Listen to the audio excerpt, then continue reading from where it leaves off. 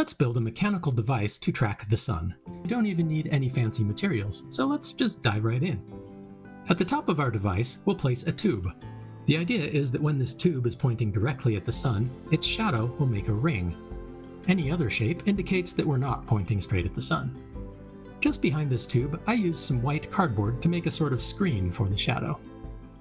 Supporting the tube, we need a surface that changes its angle depending on the season. We'll attach two flat pieces together so they can swivel.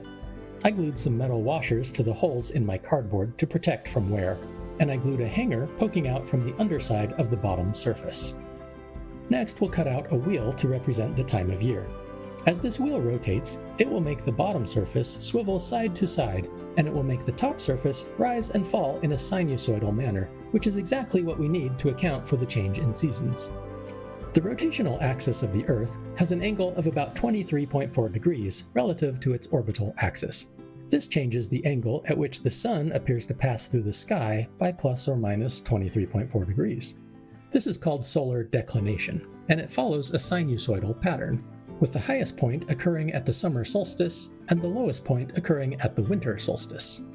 To make sure our surface rises and falls by exactly 23.4 degrees, the top surface needs to be fixed at the same height as the center of the wheel. A bend or hinge at that point allows it to angle up or down. We also need to make sure the ratio of these two distances is equal to the tangent of 23.4 degrees. I made the two holes on my wheel 13 centimeters apart, so I put the bend in my top surface 30 centimeters away from the wheel. 13 divided by 30 is approximately the tangent of 23.4 degrees. I also added some strips of cardboard at the bottom of my wheel to serve as guides. These prevent it from wobbling as it rotates. In order to follow the sun as the Earth rotates, this whole assembly needs to be mounted so that it can rotate too. I cut out another circle to represent the time of day. I mounted my assembly at the center of this circle, and I cut out a little window to display the current time. We can divide the circle into 24 uniform-sized segments to represent hours. We'll put 6 a.m. on the left side, noon at the top, 6 p.m. on the right side, and midnight at the bottom.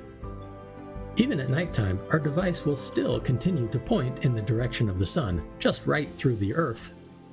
Our time of day wheel needs to be mounted at an angle that corresponds with our latitude. Since I don't plan on traveling with this device, I just made this angle fixed. I did this by cutting the corner off of a box. If you happen to live at the equator with a latitude of 0 degrees, then during the spring or fall equinox, the sun will pass straight overhead, an angle of 90 degrees. And if you happen to live on the North Pole, a latitude of 90 degrees, the sun will just skim along the horizon at an angle of 0 degrees. So this tells us that our time of day wheel needs to be mounted at an angle of 90 degrees minus our latitude. I used Google Maps to look up my precise latitude. Then I used Google Search as a calculator to subtract that from 90 degrees and compute the tangent. This gave me the ratio I needed between the vertical edge of my box corner and the horizontal line that runs under the center of my time of day wheel. I multiplied the length of that horizontal center line by the square root of 2 to get the length of the base of my box corner, and then I cut it out. After I turned my two wheels to where I wanted them, I added some clips to hold them in place. And I put a weight inside that box corner so the wind wouldn't blow it off the table. Now we just need to point the whole device in a southward direction. Then you should see a ring shadow indicating you are pointing straight at the sun. Unfortunately, the weather was cloudy when I finished, so I had to wait a few days to find out that it worked. A few days later. Yay, it works! So now we've just validated the theory that the Earth is round and it orbits the sun. Of course, neither of those details really needed my validation. But I think there is still some educational value in validating scientific theories, even if they are already well established.